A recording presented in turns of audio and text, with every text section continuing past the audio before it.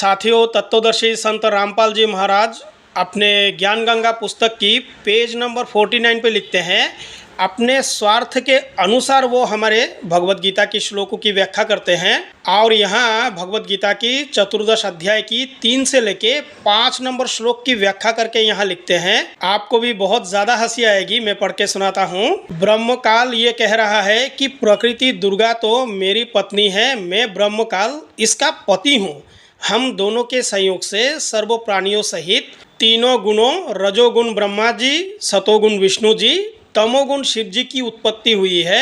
मैं ब्रह्म सर्व प्राणियों का पिता हूँ तथा प्रकृति दुर्गा इसकी माता है।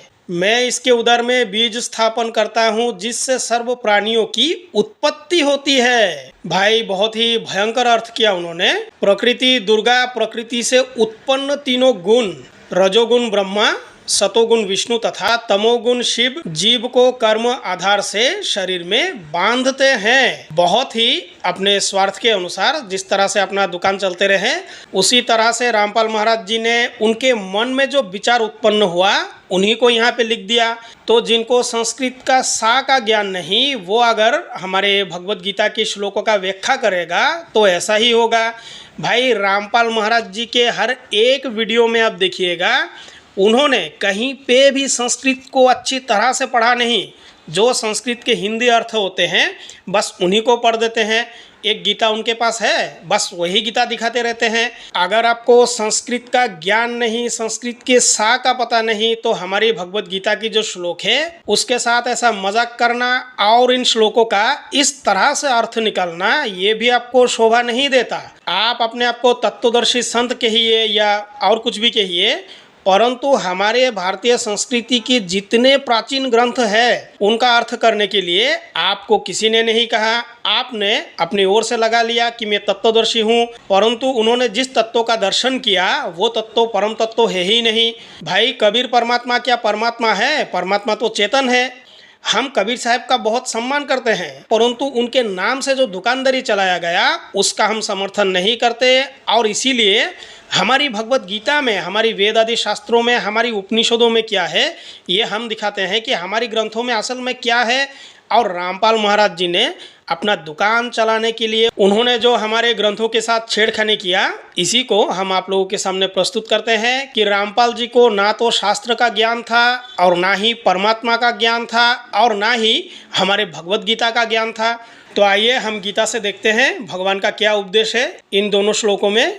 तो यहाँ भगवान ने कहा है, मम योनिर महद ब्रह्म तस्मिन् गर्भम दधम्यहम संभवा सर्वभूतानां ततो भवति भारत। हे अर्जुन, मेरी महत ब्रह्मरूप मूल प्रकृति संपूर्ण भूतों की योनि है, अर्थात गर्भधान का स्थान है। मैं उस योनि में चेतन समुदाय रूप गर्भ को स्थापन करता हूँ। उस जड़ चेतन की संयोग से सब भूतों की उत्पत्ति होती है। तो यहाँ ना तो काल है और ना ही यहाँ देवी दुर्गा है। और ये देखिए श्लोक 4, सर्वयोनिषु कौन्तेया मूर्तयः संभवन्त्यः तासां ब्रह्म महद्योनिर अहम बीज प्रदापिता। हे अर्जुन, नाना प्रकार की सब योनियों में जितनी मूर्तियां अर्थात शरीरधारी प्राणी उत्पन्न होते हैं, प्रकृति तो उन सब की गर्भ धारण कराने वाली माता है और मैं बीज को स्थापन करने वाला पिता हूँ। भाई ये भगवान का उपदेश है। और ये देखिए श्लोक नंबर 5, सत्तम रजसतम इति गुणः प्रकृति संभवा निबनधन्ति महाबाहो देहे देहिनम व्ययम। हे अर्जुन, सतोगुण रजोगुण और तमोगुण ये प्रकृति से उत्पन्न तीनों गुण अविनाशी जीवात्मा को शरीर में बांधते हैं। भाई यहाँ ना तो काल है और ना ही दुर्गा है। तो जिन्होंने कभी भी संस्कृत को जाना नहीं, हमारे भारतीय संस्कृति के ग्रंथ को जाना नहीं, अगर वो व्यक्ति हमारे किसी भी श्लोक का व्याख्या करता है और आज के समय उनके मानने वाले जो उनके भक्त हैं वो बहुत ज़्यादा उछल कूद करते हैं।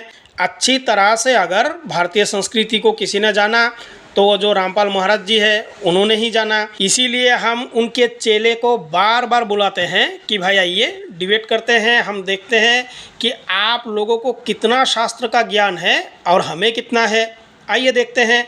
तो आज तक मैंने बहुतों को बुलाया, एक भी नहीं आया क्योंकि उनको भी पता है जिस काम के लिए वो लड़ाई करते हैं वो बिल्कुल ही झूठा है, वो सच्चा है ही नहीं। तो साथियों, वीडियो को शेयर करें, चैनल को सब्सक्राइब करें और वीडियो को आगे तक पहुंचाएं। अगर कोई रामपाल का भक्त चाहता है डिबेट करना तो मैं राजी हूं डिबेट करने के लिए, क्योंकि हम दुनिया के सामने सच्चाई को रखना चाहते हैं। अगर आप अपने आप को सच मानते हैं तो निडर होके आइए, सामने बैठिए, बातचीत करते हैं। जिसका भी पक्ष मजबूत रहा वो बड़ा। तो बंधुओं, वीडियो को शेयर करें। धन्यवाद।